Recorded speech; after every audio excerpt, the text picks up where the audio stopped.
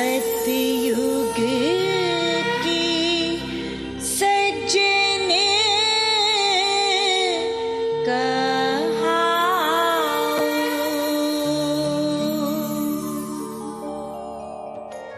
सबसे पहले हमें समझना है कि भाव का अर्थ क्या है और इसकी उत्पत्ति का कारण क्या है। मन में उत्पन्न होने वाले किसी विचार या प्रवृत्ति को भाव कहते हैं। भाव वह पदार्थ है जो अपने स्वभाव अनुरूप जन्म लेता हो, रहता हो, बढ़ता हो, परिणामशील हो तथा नष्ट रहता हो। भावों की उत्पत्ति का कारण अंतः व बाह्य दृश्य जगत है। सृष्टि चक्र के गतिमान होने के कारण अंतः व बाह्य दृश्य जगत में परिवर्तन का गुण विद्यमान है। इस अंतः व बाह्य दृश्य जगत में नित्य नवीनता भी है, जिसके कारण अंदरूनी व बहरूनी दृश्य भांति भांति के रंग रूपों में भिन्न भिन्न गुण अवगुणों के साथ अनेकानेक भावों के रूप में उजागर होते रहते हैं और पल पल बदलते रहते हैं।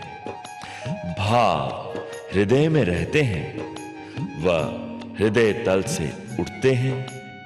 संकेतों के रूप में उनका दृश्यांकन अंतःकरण रूपी अंतःपटल पर होता है। ये दो तरह के होते हैं, शुद्ध व अशुद्ध।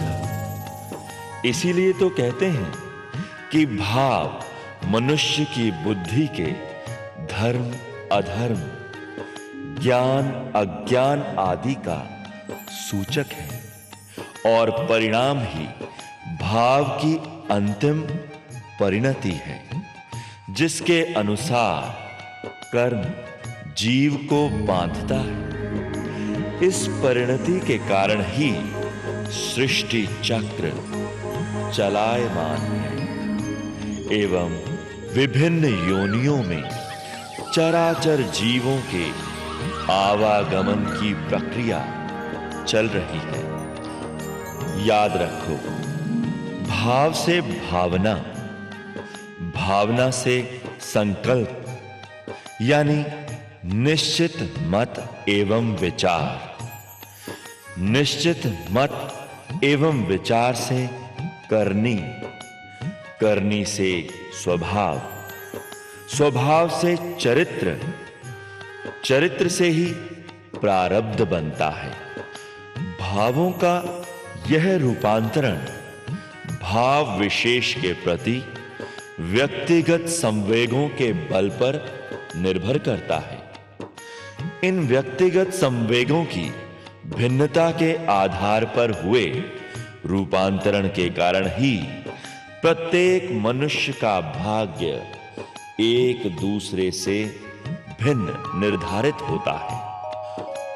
आओ अब हम भावों की विशेषताएं, प्रकार, प्रभाव व परिणाम को समझें।